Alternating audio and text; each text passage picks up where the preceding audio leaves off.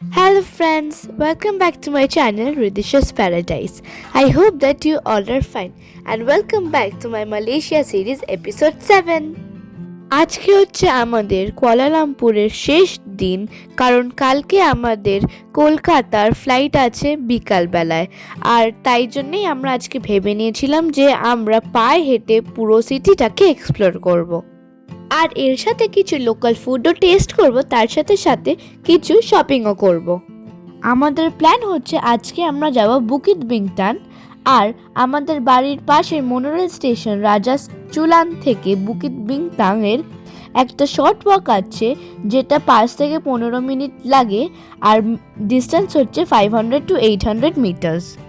Bukit Bintang in Kuala Lumpur is famous as the city's vibrant shopping, dining, and entertainment hub, known for its bustling atmosphere, iconic malls like Pavilion and Berjaya Times Square, diverse street food, especially Jalan Alor, and lively nightlife with pubs, clubs, and cafes attracting both tourists and local for its energetic vibe and variety.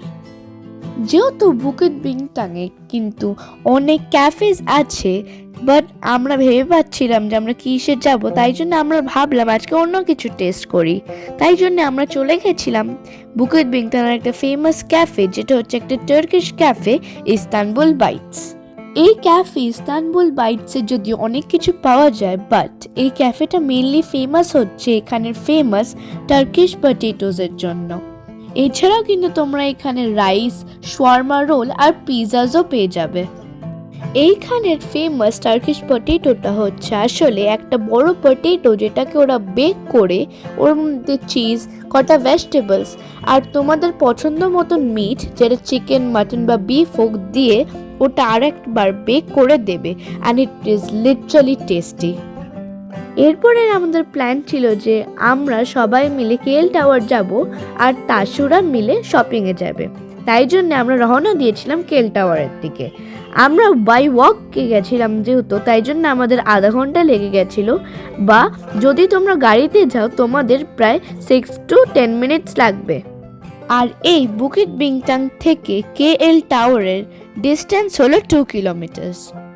আমরা KL টাওয়ারের টিকিটটা অনলাইনে একদিন আগে থেকে বুক করে রেখেছিলাম, আর আমাদের টিকিট প্রাইস ফর অ্যাডাল্টস লেগেছিল হচ্ছে RM140 and for children RM80। আমরা গেছিলাম হচ্ছে এখানের স্কাই টেরেস আর গ্লাস বক্সে। স্কাই টেরেস আর গ্লাস বক্সটা হচ্ছে 300 meters above the sea level. আর যদি আমরা পুরো কেএল টাওয়ারের হাইটটা কাউন্ট করে বলি, the KL tower's height is 421 meters above the sea level. এটা হচ্ছে একটা prominent landmark and the 7th tallest telecommunication tower in the world. তোমাদের একটা ইনফরমেশন দিয়ে রাখি, তোমরা কিন্তু যখন এখানে আসবে, তোমরা এখানের গ্লাস বক্সে যেই টিকিটটা অনলাইন থেকে বুক করতে পারবে না। তোমরা যখন এখানে আসবে তোমাদের পে করে টিকিটটাকে নিতে হবে, যেটা হচ্ছে per person 10 ringgit for 45 seconds only.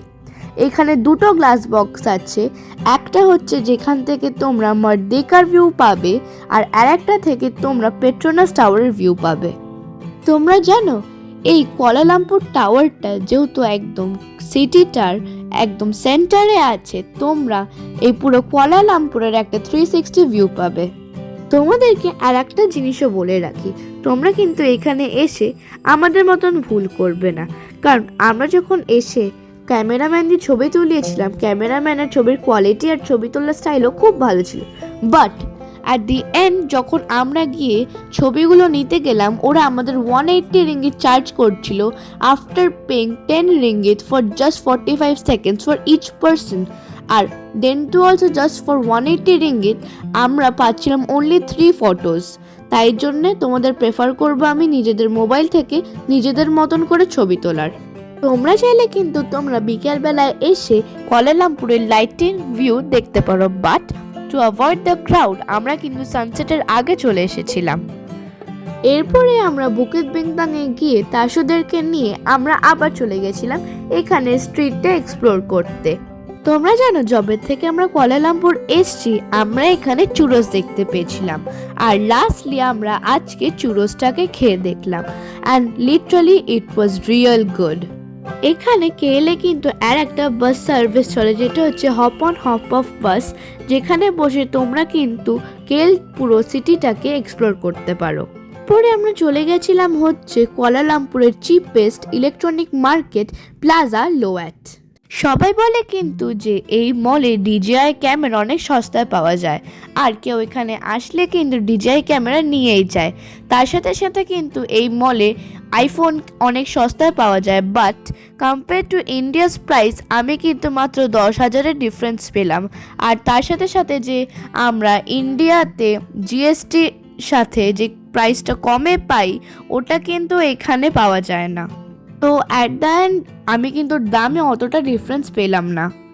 অনেকক্ষণ ধরে এইখানে এই ইলেকট্রনিক মার্কেটটা মলটাকে এক্সপ্লোর করার পর অনেক হেঁটে আমরা চলে গেছিলাম এখানের ফেমাস শপ মিশোয়েতে। আর তোমরা কি জানো এই মিশোয়ের শপটাকে আমরা প্রথমে দেখেছিলাম হচ্ছে উবোদে ইন্দোনেশিয়াতে। আর প্রথমবার যখন আমরা এখানের আইসক্রিম সানডে ট্রাই করেছিলাম ইট ফেল্ট লাইক হেভেন। আর তোমাদেরকে আমি রেকমেন্ড করবো যে তোমরা যদি এখানের এই সব এশিয়ান কান্ট্রিজে ঘুরতে আসো তোমরা কিন্তু মিশোয়েতে এই সব জিনিস মানে আর কি বোবা টি বা বোবা সানডে ট্রাই করতে ভুলবে না। তোমরা কি জানো কুয়ালালামপুরের আর একটা ফেমাস শপ হচ্ছে এখানের কিউ পকেট। কিউ পকেটে কিন্তু হচ্ছে একটা স্টোর যেখানে তোমরা অনেক কিউট জিনিস পেয়ে যাবে, তার সাথে সাথে খুব ব্লাইন্ড বক্সেস আর স্পেশালি লাবুবুজ। এখান থেকে রণদীপ আঙ্কেল আর সাজি আঙ্কেল মিলে আমাদের জন্য অনেক গিফটস কিনে দিয়েছে। আর এখান থেকে আমরা আমাদের ফ্যামিলি মেম্বার্সদের জন্য কটা ফ্যান নিলাম, কারণ কলকাতায় গরমকালে অনেক বেশি গরম থাকে। তারপর বাইরে গিয়ে দেখি একটা লোক এখানে কটা স্নেকস এনেছে, যেটা ও দিচ্ছিল আমাদেরকে কটা ফটোস তোলার জন্য। ফার্স্টে তো আমরা অনেক ভয় পাচ্ছিলাম যে স্নেকসগুলো আমাদের কামড়ে দেবে কিনা ছবি তোলার সময়, বাট আমরা অনেক কারেজ জমিয়ে অ্যাট লাস্ট আমরা ছবি তুললাম। It was a very different and exclusive experience. এরপর আমাদের প্ল্যান ছিল নাইট লাইটে পেট্রোনাস টুইন টাওয়ার্সে ছবি তোলার। তোমাদেরকে আমি একটা ইনফরমেশন দিয়ে রাখি অ্যাকর্ডিং টু মাই এক্সপিরিয়েন্স।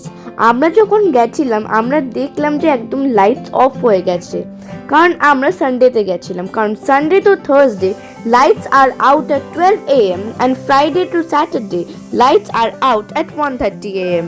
তাই আমরা প্ল্যান করেছিলাম যে পরের দিনকে মর্নিংয়ে কেএল টাওয়ারের সামনে গিয়ে ছবি তুলব। আজকে হচ্ছে আমাদের কুয়ালালামপুরের লাস্ট সকাল and today at night 9 PM we have our flight back to Kolkata. আর তাই শেষবারের মতন এই রুমটাকে বাই বাই করে নিলাম। ভীষণ মিস করবো এই রুমটাকে, কারণ এই রুমের মধ্যে কিন্তু আমরা ফ্রেন্ডস আর ফ্যামিলিরা মিলে অনেক ভালো সময় কাটিয়েছি। আমাদের রুমের চেক আউট টাইম ছিল 12টা। জেনারেলি কিন্তু সবাই যদি 12টায় চেক আউট করে আর তারপরে কোথাও ঘুরতে যায় ওরা কিন্তু জেনারেলি এখানের লাগেজ রুমে নিজের লাগেজ রাখে। বাট যখন আমরা চেক ইন করছিলাম আমরা দেখলাম যে এখানের লাগেজ রুমের প্রাইস কিন্তু অনেক বেশি। তাই জন্যে আমরা এখানের একটা পাশের হোটেলে আমাদের লাগেজ রেখে আমরা পুরো সিটিটাকে আবার এক্সপ্লোর করলাম। যেহেতু কালকে রাত্রির বেলায় আমরা পেট্রোনাস টুইন টাওয়ার্সের নাইট লাইট ভিউটা পাইনি, তাই জন্য আজকে সকালে আমরা ভেবেছি যে আজকে আমরা পেট্রোনাস টুইন টাওয়ার্সের মর্নিং ভিউটাকে নিতে যাব। তোমরাই বলো কুয়ালালামপুরে আসবো আর পেট্রোনাস টুইন টাওয়ার্সের সামনে ছবি তুলবো না? এটা কি হয়?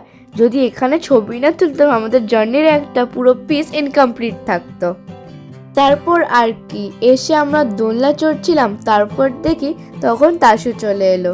আর ওই সময় কিন্তু ওই মুহূর্ত ছিল যে আমরা ওই ক্যাবে উঠলাম, যেই ক্যাবে আমরা এয়ারপোর্ট যাচ্ছিলাম আর বিদায় দিচ্ছিলাম কুয়ালালামপুরকে। আমাদের রেসিডেন্স সেন্ট মেরি থেকে এয়ারপোর্টের ডিস্টেন্স হচ্ছে 58 কিলোমিটার আর যেতে লাগে প্রায় 1 ঘন্টা। আমরা যেহেতু 10 সিটার গাড়ি বুক করেছিলাম উইথ এক্সট্রা লাগেজ, আমাদেরকে চার্জ করেছিল অল টোটাল 250 রিঙ্গিত।